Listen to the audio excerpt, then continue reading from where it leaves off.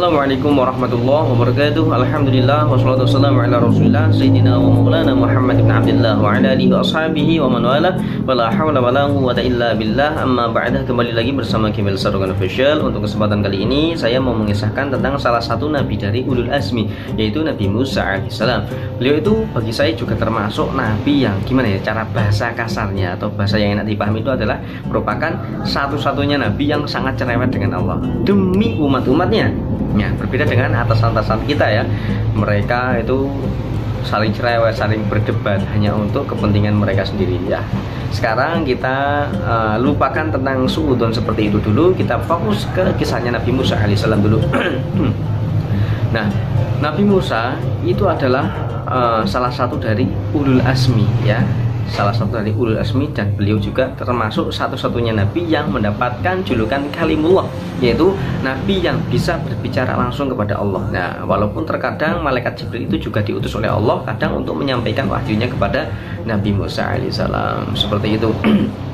Nah, Nabi Musa itu orangnya juga sangatlah penyabar. Beliau itu pada masa kerajaan yang pada masa itu ya, beliau itu juga disuruh oleh Allah untuk berdakwah dengan secara yang lembut ya, tidak langsung secara keras. Nah, karena nggak seperti itu, karena dakwah itu juga harus melalui perkara yang lembut-lembut dahulu. Nantinya kalau Allah sudah memutuskan bahwasanya itu harus diadab, maka ya barulah diazab, seperti itu. Nah, kali ini saya mau mengisahkan tentang zamannya Nabi Musa. Itu kan termasuk, saya sudah katakan di awal tadi ya, Nabi Musa itu adalah salah satu nabi yang cerewet kepada Allah demi umatnya. Nah, suatu ketika Nabi Musa itu pernah bermunajat kepada Allah ya, ya Allah, tolonglah engkau kalau mengazab umatku, tolonglah engkau kalau mau mengazab para manusia, tolonglah kalau engkau mau memberikan apa ya,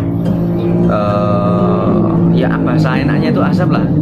Jika engkau mau mengasih azab kepada para umatku atau para manusia, itu tolonglah pilih-pilih, jangan orang yang beriman, orang yang ahli ibadah itu juga kena imbasnya. Tolonglah ya Allah, jangan seperti itu. Tolonglah berikan keadilan kepada umat manusia ini. Nah, intinya Nabi Musa itu protes kepada Allah dengan bahasa yang pokoknya dengan bahasa yang lembut, dengan sedemikian rupa lah. Ini saya cuma mengatakan secara bahasa enaknya dipaham lah, seperti itu. Nah, sama Allah itu nggak dijawab secara langsung. Nah, karena supaya Nabi Musa itu mengetahuinya secara apa ya yang beliau lihat, seperti itu. Nah, suatu ketika setelah bermunajat itu, Nabi Musa itu ngantuk sekali. Allah memberikan rasa kantuk kepada Nabi Musa di dekat suatu pohon ya, di dekat suatu pohon. Beliau sangat ngantuk sekali, lalu beliau tertidur di sana. Nah, setelah tertidur beliau, nah itu ada salah satu semut yang menggigit sehingga Nabi Musa itu kaget. Lalu sama Nabi Musa itu dibakarlah semua pohon yang sekiranya bagi beliau itu ada banyak semut yang dibakar itu pohon. Nah, sama Allah itu lalu ditegur lah, begitulah Musa, itu kalau kamu digigit satu semut, semua ya semutnya engkau bakar, seperti itulah. Nah, itulah keadilan Allah juga seperti itu. Jadi ahli ibadah kalau itu kumpulnya dengan orang-orang yang ahli maksiat, ya tetap kena musibahnya, begitu lah. Siapa tahu juga yang hal yang seperti itu mungkin ya, itu mungkin ajalnya sudah waktunya, bisa jadi seperti itu. Nah, itulah keadilan Allah kepada umat manusia. Allah itu maha adil-adilnya adil terhadap para manusia ya, tidak mungkin tidak adil ya. Terkadang Allah memberikan hal yang seperti ini kepada kita. Kita diberikan ujian yang terberat dalam hidup kita, sedangkan kita adalah orang yang ibarat kata itu ya, bahasa enaknya itu adalah kita yang ahli ibadah. Kita ahli ibadah, kita banyak tadarus, kita sholatnya nggak pernah tertinggal, kita banyak berdoa, kita banyak bertobat, kita juga berdakwah kepada umat manusia. Tetapi Allah memberikan kita ujian berupa kemiskinan, ujian berupa rumah tangga yang sangat buruk, tetangga kita nggak ada yang suka kepada kita. Nah, itu terkadang Allah malah semakin menekan kita seperti itu. Nah, apakah kalau kita berdoa itu juga, apakah Allah mengabulkan doa kita? Ya, kalau orang yang mendapatkan istidraj atau orang yang dilulu, bahasa Jawanya, maksudnya seperti ini. Istidraj itu adalah orang yang tidak pernah berbuat ibadah, yang ya kalian lihat di film-film Indonesia itulah, orang yang hidupnya begitu sombong, berfoya-foya, tetapi hartanya semakin banyak, dan mereka itu semakin lupa dengan Allah, semakin lupa dengan Allah, bahkan sampai mengatakan bahwasanya Allah itu nggak ada dan sebagainya. Itu adalah istidraj, ya, yang dimana orang itu supaya semakin lupa dengan Allah, dan ketika besok di akhirat orang itu semakin mendapatkan siksa yang makin berat. Nah, seperti itu adalah istidraj. Sedangkan kita itu seumpama ahli ibadah, semakin kita beribadah, semakin Allah menekan kita, semakin kita ditekan.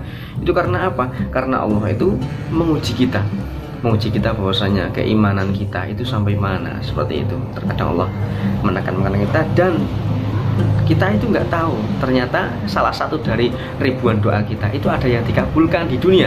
Karena doa seorang muslim itu tidak mungkin ditolak oleh Allah, karena ibaratnya itu ya, doa orang muslim itu 70% itu dikasihkan besok ketika kita di akhirat, dan 30% itu dikasihkan ketika kita di dunia. Nah, kalau Allah langsung kita berdoa dikabulkan, besok di akhirat kita sudah tidak punya saldo, seperti itu loh.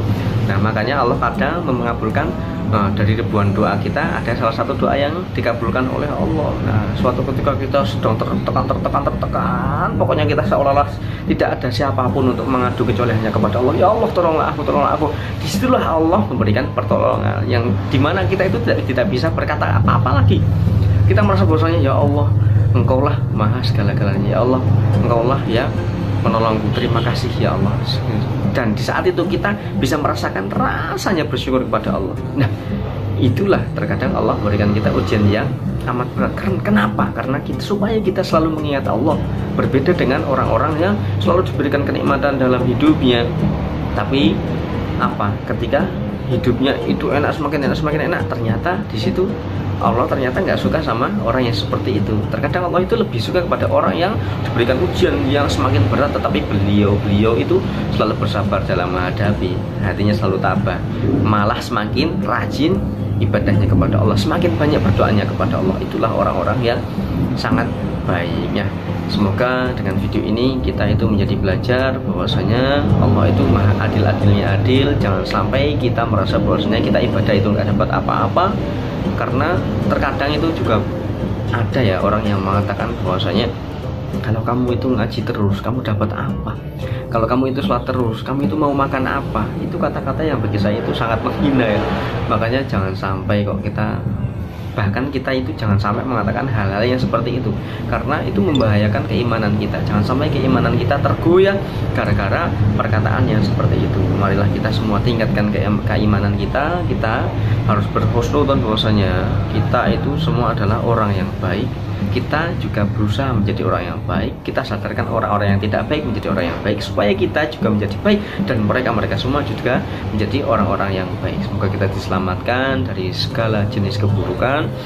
Semoga kita ditakdirkan selalu menjadi orang-orang yang baik selalu, dan semoga kita ditakdirkan, semoga kita bisa berjumpa dengan Allah. Kita bisa berjumpa dengan Allah, kita bisa berjumpa dengan artis kita yaitu Nabi Muhammad SAW, dan semoga kita bisa bertemu dengan semua para nabi dan semua para walinya Allah, dan semua orang-orang yang soleh. Semoga besok di surga kita dikumpulkan bersama-sama. Allahumma amin amin amin ya rabbal alamin. Semoga video ini bermanfaat. Jika kalian suka dengan video ini, tolong klik tombol like. Dan jika kalian punya versi yang lain dengan kisah ini, atau kalian punya cerita lain, kalian bisa komentar di video ini. Kalau kalian merasa video ini kok bagus, bermanfaat, silahkan di share. Dan jika kalian belum subscribe, silahkan klik tombol subscribe yang ada di bawah ini. Nah, jika kalian yang sudah subscribe, nggak usah subscribe lagi, nanti tidak boleh jadi unsubscribe ya. Semoga video ini bermanfaat. Bila taufiq wal hidayah, wassalamualaikum warahmatullahi wabarakatuh.